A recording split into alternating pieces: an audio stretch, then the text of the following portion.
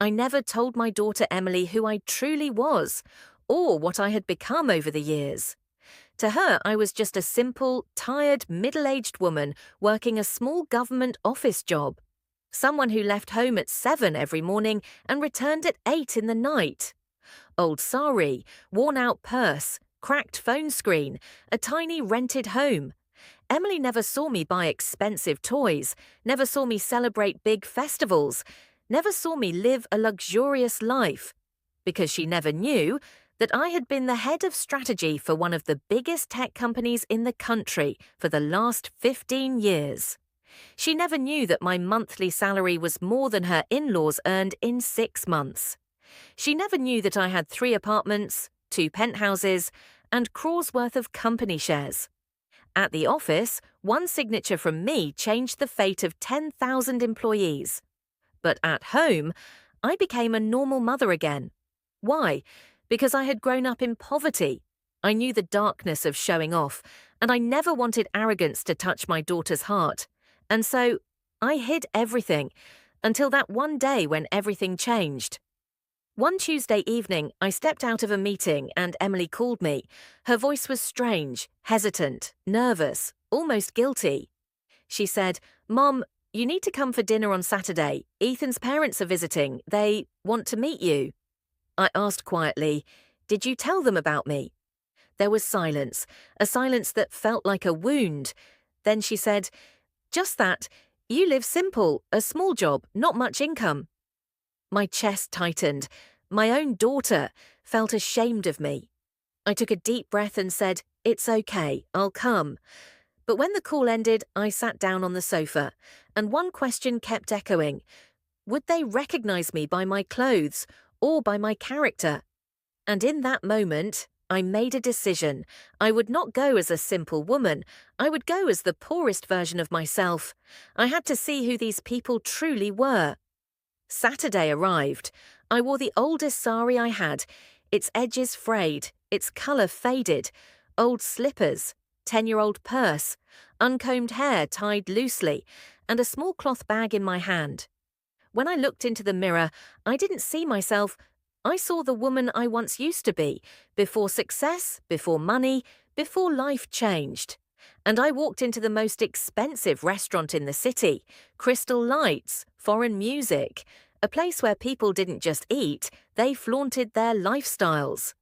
Ethan's parents sat at the table. His mother was draped in diamonds and arrogance. His father wore power like a second skin. Emily looked nervous. Ethan forced a smile. But his parents, their eyes scanned me like I was dirt on their polished floor. Ethan's mother held back her hand when I tried to greet her, as if touching me would contaminate her. She smiled, cold and superior, and said, "Oh, you must be Emily's mother." I nodded softly. "Yes." She ignored my smile as if it wasn't worth acknowledging. As the menu came, everyone discussed European dishes, French names, Italian items, things I had eaten 100 times in business trips. But today I had to play the role. So I asked the waiter with innocent eyes, "Beta, do you have simple dal chawal?" Ethan's mother laughed, a sharp, humiliating laugh. "Oh dear, this isn't a roadside stall. This is fine dining. You must not be familiar with such places." I lowered my eyes and whispered, "Yes. I'm a poor woman. I don't understand these things." Small smirks spread across the table. I was their entertainment, their joke. The entire dinner they spoke about their wealth, their brands, their foreign trips. And each time they glanced at me, they added a line like, "People like you won't get it. This must be out of your budget. Your world is very different from ours." Every insult stabbed a little deeper, but I stayed silent. Because people reveal their true face when they think you are powerless.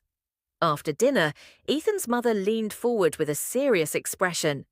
"We need to talk to you, Mrs. Grace." She looked directly into my eyes, but her gaze travelled down on me as if measuring my worth. She said, "Emily and Ethan belong to a respected family now. We don't want your situation to affect their image." Emily flinched. "Mom, please don't."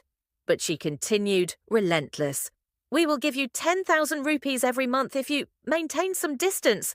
Don't interfere much in their lives. We don't want them to feel burdened. The word echoed. Burden. I, who raised my daughter alone. I, who starved so she could eat. I, who never let her feel she lacked anything. Today, I was a burden. I set the water glass down, gently placed the napkin, straightened my back, and for the first time that night, I spoke in my real voice, deep, calm, commanding. I said, "Did Emily tell you what I do?" His mother smirked. Some small government job? A cold smile touched my lips. I am the head of Storchies.